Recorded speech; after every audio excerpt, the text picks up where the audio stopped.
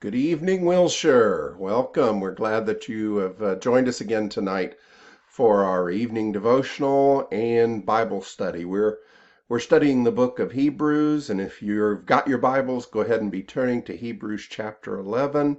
While you're doing that, let me just say, I hope you're keeping safe. I'm looking forward to seeing everybody again. Plans are still, it looks like, that for the elders to hold our first live congregational meeting the first Sunday in June. And more messages are going to start coming to you about that, so please be keeping aware. I'm looking forward to it. I hope you're looking forward to it. It's going to be good to get back together. In the meantime, we're trying to do the right things, trying to be as safe as we can, keep other people as safe as we can. So I appreciate your cooperation with that. And I appreciate the way that you've been showing up to listen to these Bible lessons and join us for virtual worship on Sundays. And we'll be working on ways to let you do that from home, even once we start worshiping again in person. If you're in one of the at-risk groups, there'll be some ways for you to continue to participate. So again, be looking for the information about that.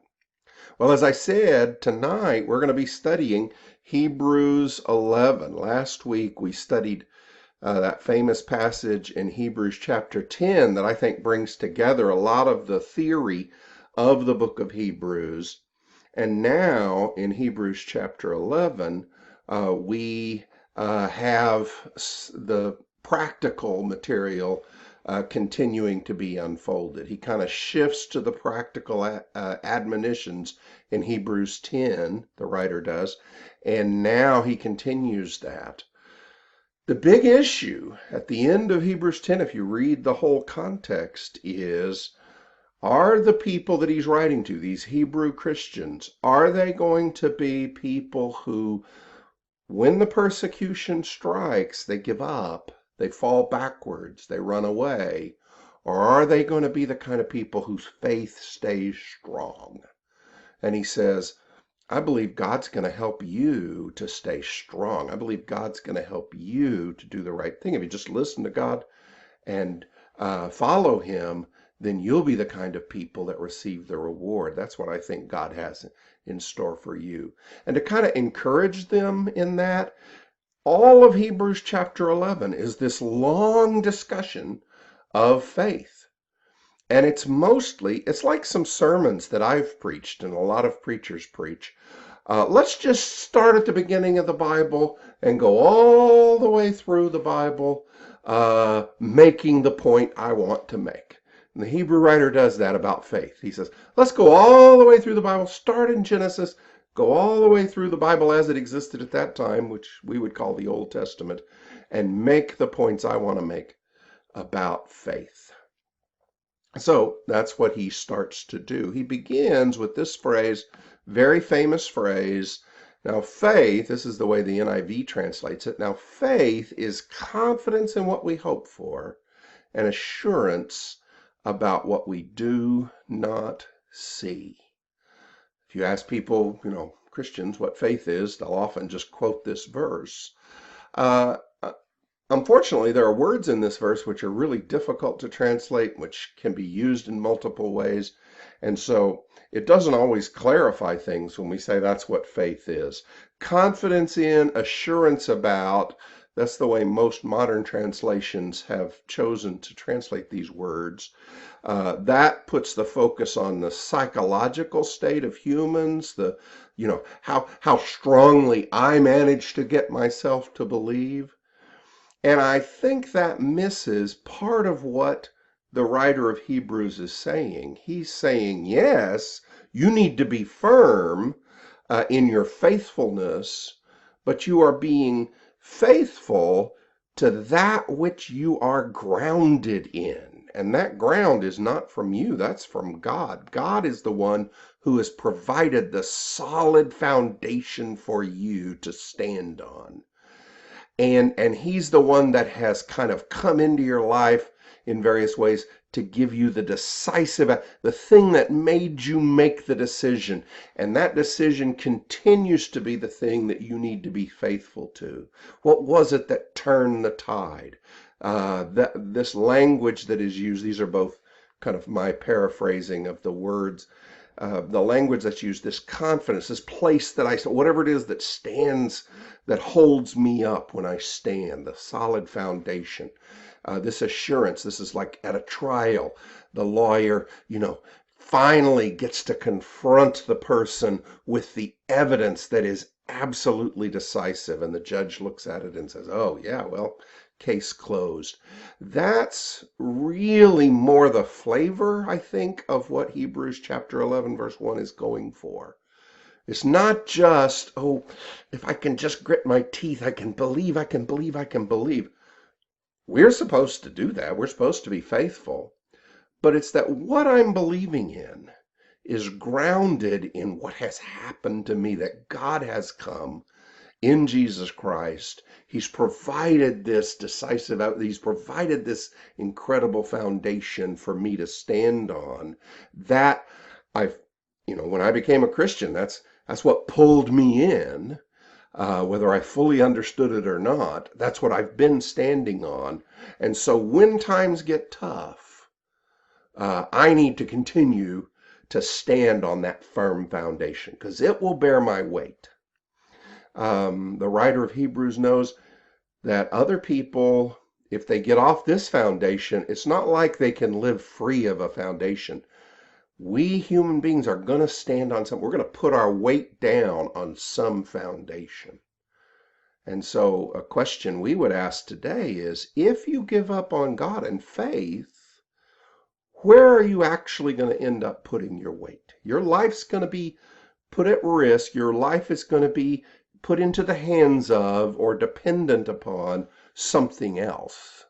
And where can you go that you think you have more safety and more security than in this blessing from God that is represented by faith? Well, that's really what the writer of Hebrews wants to say. And he just gives us this massive list all the way through the Old Testament. He says, verse 2, this is what the ancients were commended for. And he starts listing them. By faith, Abel brought God a better offering than Cain did. By faith, Enoch was taken from this life, so he didn't experience death. By faith, Noah, who warned about things not seen, in holy fear built an ark to save his family. By faith, Abraham, when he was called, he obeyed and went, even though he didn't know where he was going. By faith, he made his home in a promised land like a stranger in a foreign country. He was looking forward to a better city, whose architect and builder is God. In other words, it's one thing for God to call you and you to say, okay, but when the going gets tough, or when you're called to overcome a challenge, then you back away. And that's what the Hebrew writer wants to help us understand. God called you. He provided you a solid foundation. Don't get off that foundation. Put your weight all the way down. Even when things are scary, even when things are hard, continue to put all your weight down on that solid foundation that God has given you. Your faith, your trust. You've invested in God. Keep your investment there. He goes on to list Sarah. He lists all the different things Abraham did. He lists the feats of Moses. Moses didn't want to just be known as a royal child. He was willing to be God's people, to help God's people. And by faith, the people passed through the Red Sea. By faith, the walls of Jericho fell. By faith, the prostitute Rahab, because she welcomed the spies, was not killed with those who are disobedient. And then he says, I think his project would have been to go through the whole Old Testament. He realizes, okay, I can't really do that. I'm going to run out of scroll space if I try. So he just starts listing names. I don't even have time to talk about Gideon and Barak and Samson and Jephthah and David and Samuel and the prophets. And then he just tells us, just references stories that we are expected to know. People who conquered kingdoms and administered justice and gained what was promised and shut the mouth of lions and quenched the fury of the flames and escaped the edge of the sword and had weakness turned into strength. women who received back their dead, raised to life again, others who were tortured, refusing to be released so they might gain an even better resurrection. Some faced jeers and flogging and chains and imprisonment. Some were put to death by stoning. Some were sawed in two. Some were killed by the sword. Some went about in sheepskins and goatskins and destitute, persecuted, mistreated. The world was not worthy of them. They wandered in deserts and mountains, living in caves and in holes in the ground. What are you doing, writer of Hebrews? You started with really cool examples, Abel being accepted and Noah being saved, and then you ended up with all these people getting persecuted and hurt. What is going on? Well, he's being realistic. Following God may lead to persecution, and he's being practical because the right people he's first writing to, these Hebrew Christians, they're facing a persecution.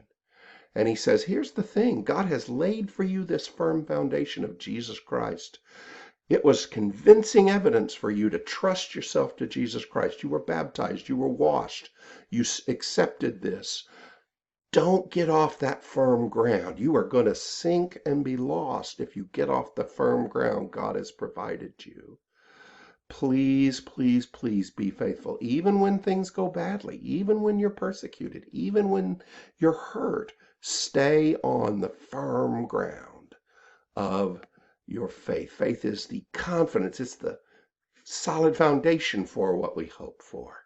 And it's the assurance. It's the decisive evidence about what we see. So we stay faithful and we receive the reward God has in store for us. God bless all of you. I hope that the rest of your week goes really, really well. Keep praying, keep studying your Bibles, keep taking care of the people God has given you to love. Bye-bye.